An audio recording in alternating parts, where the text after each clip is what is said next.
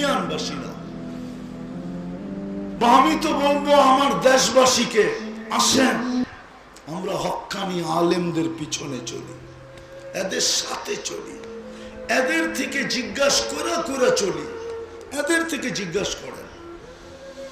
এই জন্যই তো আমি চিৎকার দিই, যুবক জীবনে যদি একদিনও নবীর আদর্শে চুল কাটলে, একদিন হতে পারে একদিনের চুল কাটা তোমাকে জান্নাতে নিয়ে যাবে।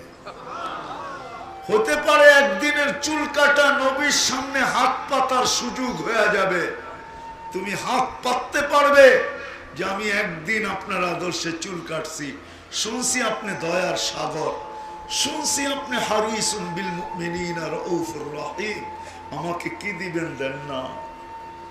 আমি তো মা বোনদেরকে বলি, যদি বাসর ঘরের শ্বাসটাই আল্লাহর ফাতেমার সাজে স্বাস্থ্য, শুধু বাসর ঘরের সাজ ফাতেমার সাজে, তো কাল কিয়ামতের দিন যখন ফাতেমাকে আল্লাহ ঝান্ডা দিবেন আর বলবেন তোমার মেয়েদেরকে ডাইকা নিয়ে জান্নাতে চলো, তখন এই বোন আর এই মা সেও ঝান্ডার নিচে দাঁড়াইতে পারত।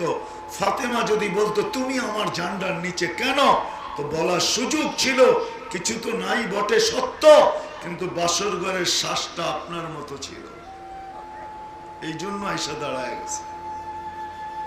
এই জন্য আসেন হক্কানি আলেমদের সাথে চলবো, এদের কাছ থেকে জিজ্ঞাসা করে চলবো, আর না হইলে কিন্তু রাস্তা হারা হয়ে যাবে। কি চলবেন তো ইনশাআল্লাহ? হক্কানি আলেমদের সাথে, আল্লাহ ওয়ালাদের সাথে জিজ্ঞাসা করে চলবেন তো? ওয়াদা পাক্কা? বিলকুল। আল্লাহ কবুল করো। দ্বিতীয় আরেকটা কথা, আজকের থেকে নামাজ কোনোদিন ছাড়বো না। ছাড়বেন? পড়বেন নামাজ আজকের থেকে? পাক্কা? হ্যাঁ, আমি বলতেছি না, লেখা নেন শব্দগুলা।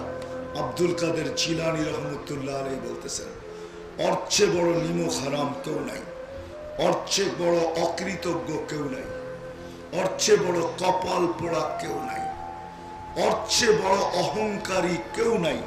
কোন কাফেরও ওর চেয়ে বড় অহংকারী না, ওর চেয়ে বড় নিকৃষ্ট কেউ নাই যে আজানের আওয়াজ শুনলো মসজিদে আসলো না, অথচ সে মুসলমান, মসজিদে আসলো না। ওর চেয়ে নিকৃষ্ট কেউ নাই। শুকর পর্যন্ত বলে যে ও আমার চেয়েও নিকৃষ্ট। এই জন্য